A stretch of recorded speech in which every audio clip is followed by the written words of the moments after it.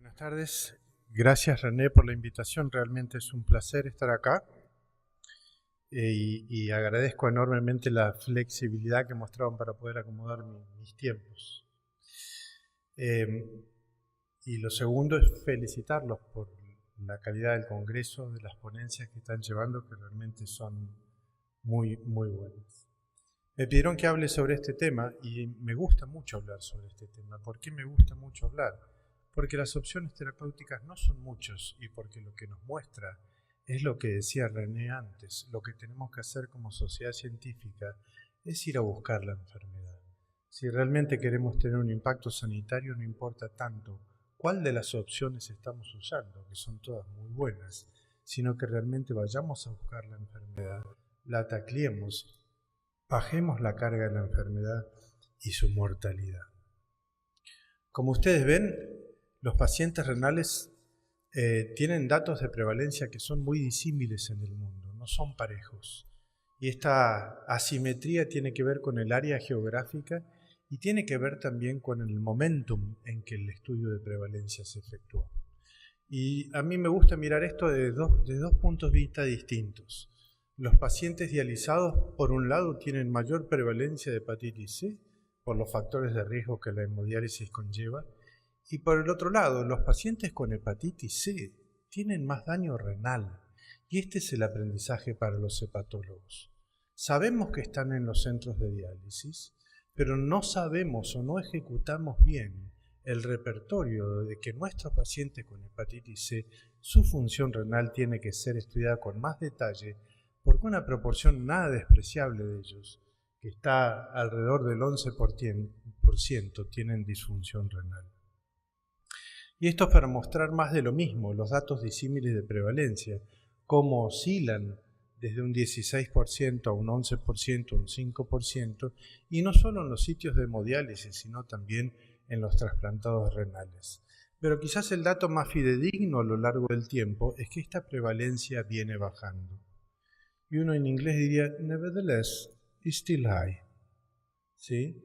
Cualquiera de los sitios de diálisis que ustedes conozcan, si van y trabajan ahí, se van a encontrar con que la prevalencia de la serología para virus C está alrededor del 3 al 4%. Entonces, así como nosotros clasificamos a nuestros pacientes cirróticos en Child A, Child B, Child C, o de acuerdo al MEL, si van a entrar en lista de trasplante, los nefrólogos tienen su propia clasificación, y nosotros generalmente estamos habituados a ir y mirar los grado 4 o grado 5, que son los que tienen mayor deterioro de la función renal, y los que tienen un deterioro intermedio de la función renal, pasan por al lado nuestro como si no tuviesen nada. Y esa es otra población a la que tenemos que ir a buscar, porque es donde verdaderamente podemos eventualmente impactar en la progresión de la enfermedad renal. Y cuando hablamos de hepatitis C y enfermedad renal, otro de los temas que uno quiere resaltar son estos conceptos que están acá. El virus o la infección con el virus de la hepatitis C genera per se una disminución de la tasa del filtrado, genera per se albuminuria, genera por se progresión de la enfermedad renal, no solo de la hepática, y una mayor mortalidad, que es el dato más duro. Todos los demás son marcadores subrogantes. Si tenemos proteinuria, pero no hay impacto en la mortalidad, uno dice, bueno, es cosmético, es un dato de la industria, no es un dato nuestro. Pero cuando todo esto está hilvanado y al final termina en una mayor mortalidad, uno le empieza a mostrar o a ver mayor significancia. Y la infección por el virus de hepatitis C, como ya dije, se asocia a una mayor chance de deterioro del filtrado glomerular. Y no es menor. Miren el riesgo relativo de progresión, 70% diferente en aquellos que tienen infección por virus C de aquellos que no la tienen. Y esto está claramente vinculado con proteinuria. Entonces yo les voy a preguntar una cosa, que levanten la mano.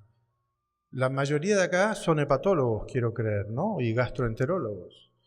¿Cuántos de nosotros pedimos habitualmente un análisis de orina y vamos a mirar el análisis de orina en un paciente con hepatitis C buscando proteinuria?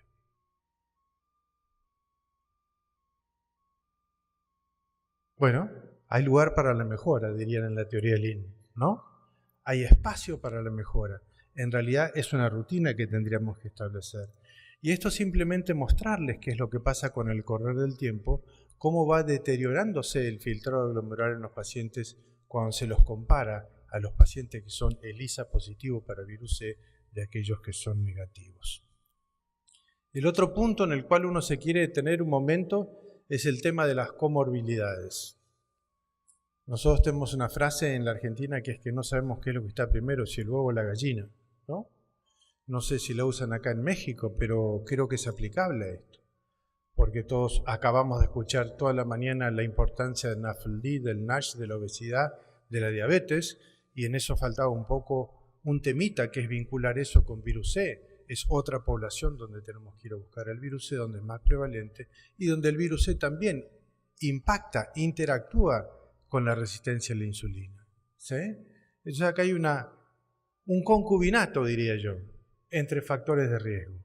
¿Sí? Virus C, resistencia a la insulina, diabetes, obesidad, hipertensión, aterosclerosis, son todos elementos que conducen a una mayor progresión de la disfunción renal, y el virus C no solo coexiste, sino que puede jugar un rol importante. Y esto es lo que muestra esta diapositiva. Cuando ustedes miran el riesgo relativo de todas estas comorbilidades, todas ellas impactan en la mortalidad y en la progresión. Pero la que más relevancia tiene es la asociación de la hepatitis C y la diabetes.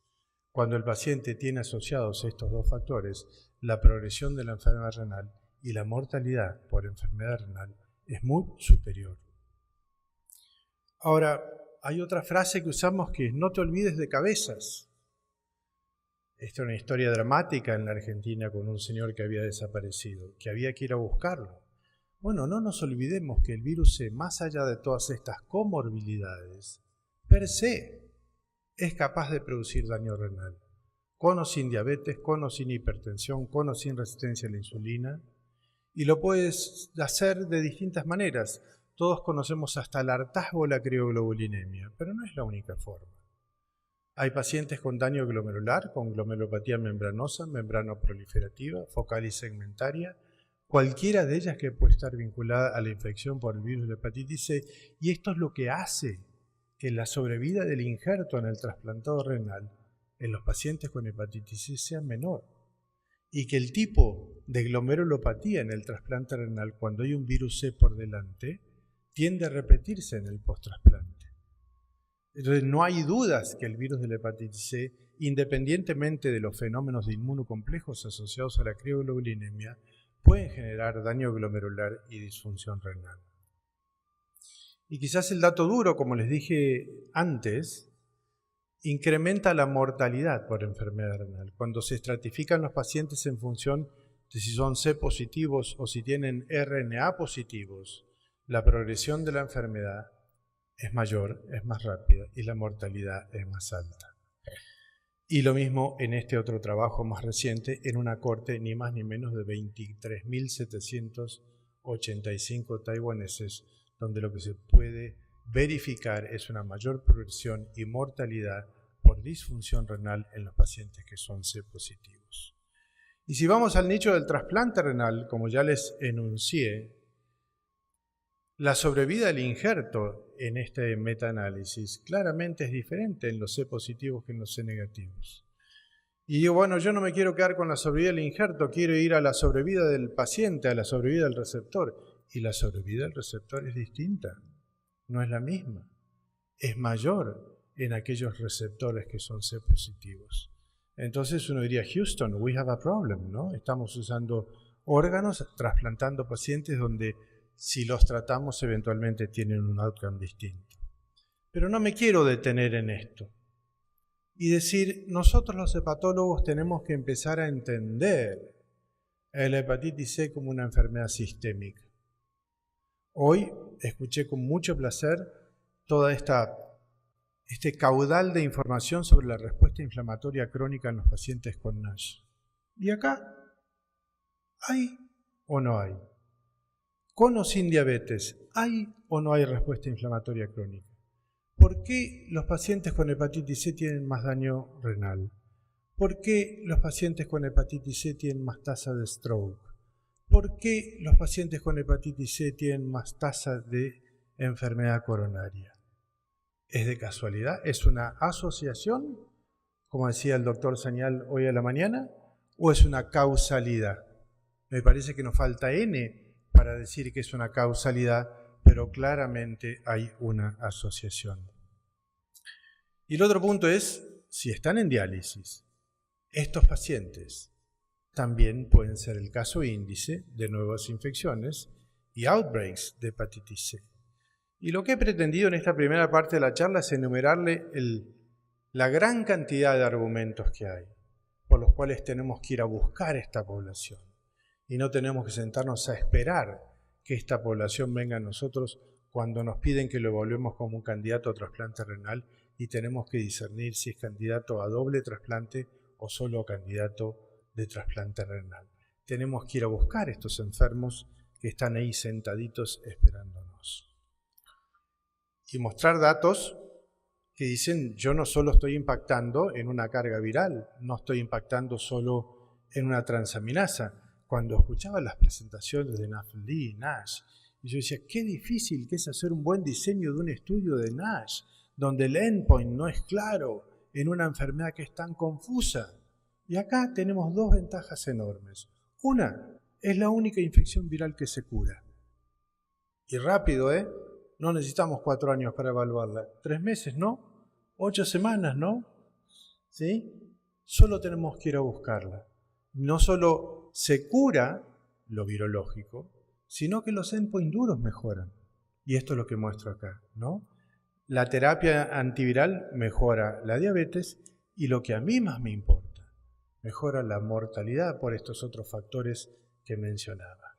O mejora y cae la tasa o la incidencia de stroke, de infarto, de insuficiencia renal, de linfoma, de lo que quieran elegir del virus C como corresponsable de la patología extrahepática. Entonces, ya yendo al grano, indicación de tratamiento en estos pacientes con disfunción renal, ¿no? Todas las guías de práctica clínica acá no difieren mucho, y cuando al final les presente algunas diferencias, estas diferencias no van a tener que ver con diferencias de concepto, sino con diferencias de timing.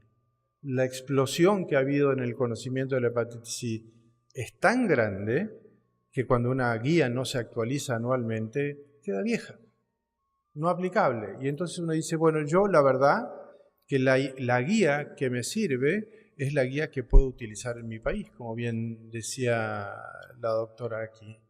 En la Argentina no tenemos acceso a todas las drogas y tenemos que hacer una guía que se adecue a lo que nosotros tenemos. Pero acá lo que cambia es lo que ya mencionó la doctora, ¿cómo se llama el militar? Aira, ¿no? Eira. Gracias. ¿Por qué? Porque lo que define el cutoff está en la magnitud del deterioro del filtrado glomerular. Con un filtrado glomerular menor de 30 es una cosa, con un filtrado mayor de 30 es otra cosa. Con un filtrado glomerular mayor de 30, uno dice, podemos usar lo que querramos. ¿En función de qué? De lo que dijo Fátima después. No es solo el genotipo, es el estadio, es el historial, son las comorbilidades, son los otros fármacos que tienen. Pero tenemos la puerta abierta para elegir donde el filtrado glomerular no nos limite en qué es lo que tenemos que elegir. Y esto es un poco lo que uno quiere decir en esta diapositiva, que cuando tenemos un filtrado menor de 30 no podemos usar sofosbuvir. Todas las guías de práctica clínica no aconsejan el uso de sofosbuvir, excepto que sea un caso de un país que no tenga ninguna otra opción y que sea algo life-saving para el paciente, ¿no? Pero si no, no es una droga de elección. Entonces vamos ya a la población de los complejos, para no repetir todo. Y los complejos son los que tienen un filtrado menor de 30, ¿no? Vamos a saltear esto, porque si no me voy a quedar en el tiempo.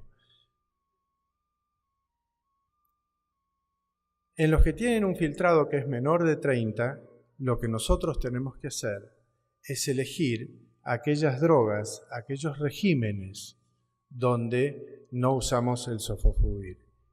No nos quedan muchas opciones. Y si yo no sé qué es lo que tienen ustedes disponible acá en México, pero deben tener el PROT, la medicación de AVI, deben tener, y seguro tienen el Cepatier, y no sé si tienen o van a tener y cuándo van a tener el GP, que en la Argentina lo vienen prometiendo desde hace rato, y por cuestiones de que no alcanzan a producir lo suficiente, el fármaco no está en el mercado. ¿Cuáles son los resultados que tenemos con el PROT? Este es el estudio original, que es el estudio RUBY 1, donde un estudio pequeño en pacientes con genotipo 1, un número muy pequeño de pacientes, alrededor de 20 pacientes, ninguno de ellos cirróticos, y todos con una tasa de respuesta significativa, pero volvemos a decir que eran genotipo 1A, 1B, eran genotipo 4, con un número pequeño y sin cirrosis, y que usaban en algunos de ellos ribavirina. Después vinieron datos de la vida real que consolidaron esta información y que permite el uso del PROT en los pacientes con genotipo 1 con muy buena tasa de respuesta del 90% o más, cercano al 100%, en aquellos pacientes con genotipo 1B y 1A, independientemente del uso o el no uso de la ribavirina. Y después vamos al Cepatier, que este es un estudio en particular donde yo tengo un afecto muy especial porque participamos en el diseño del estudio, en la propuesta del estudio. Y si uno compara el RUBY 1 con el estudio C-SURFER, el estudio C-SURFER eran 200 pacientes. Y es uno de los pocos estudios en población renal que tiene una población de control. Y esa población de control inicialmente no fue tratada y después fue switchada a una rama de tratamiento. Y que podíamos tratar pacientes cirróticos y que podían ser genotipo 1B y 1A, ¿sí? Y que no usábamos ribavirina. Y si ustedes ven la tasa de respuesta que hay ahí, es del 100% durante el tratamiento y 99% de respuesta virológica sostenida. Y ustedes pueden decir, bueno, pero ese primer grupo que trataron por ahí era un grupo que estaba beneficiado por alguna selección no clara de los pacientes. Cuando el grupo que estaba originalmente en placebo fue tratado, tuvimos exactamente la misma tasa de curación. Y si vamos a los datos de la vida real del Network Trio, también tenemos exactamente los mismos resultados con una curación que está en alrededor del 100%. Y si vamos a los datos de los hospitales de veteranos, volvemos a decir lo mismo. Genotipo 1B, genotipo 1A, y acá es interesante conversar la diferencia con los que no son dializados. Los genotipo 1A con carga viral alta, nadie les hacía las RABs, nadie hacía tratamiento más prolongado. Todos se trataban de la misma manera y fíjense que los genotipo 1A, independientemente de su carga viral, también tenían una excelente respuesta, independientemente del grado de disfunción renal. Y quizás ya para ir terminando, uno dice, más allá de esto, otra de las fortalezas es que cuando tratamos pacientes que están en un estadio de insuficiencia renal intermedia, esta función renal no solo no se deteriora, sino que tiende a mejorar. Y también fue mostrado anteriormente los resultados con el GP, que es la segunda o tercera línea que va a presentar AVI en el corto plazo, que tiene la ventaja que es pangenotípico, ¿no? Entonces acá no es solo para genotipos 1 y 4, 1A y 1B, sino que es para 1A, 1B, 4, 2, 3, 5 y 6, donde el genotipo no va a tener mayor importancia y donde tampoco requiere de ribavirina y tampoco requiere de ninguna RABs, y que la inmensa mayoría de los pacientes podrían ser tratados por 8 semanas en vez de 12 semanas. Por lo tanto, para cerrar, ¿qué es lo que dicen las guías del AASLD 2016? Dice, cuando los pacientes tienen un filtrado glomerular menor de 30, las opciones ¿cuáles son?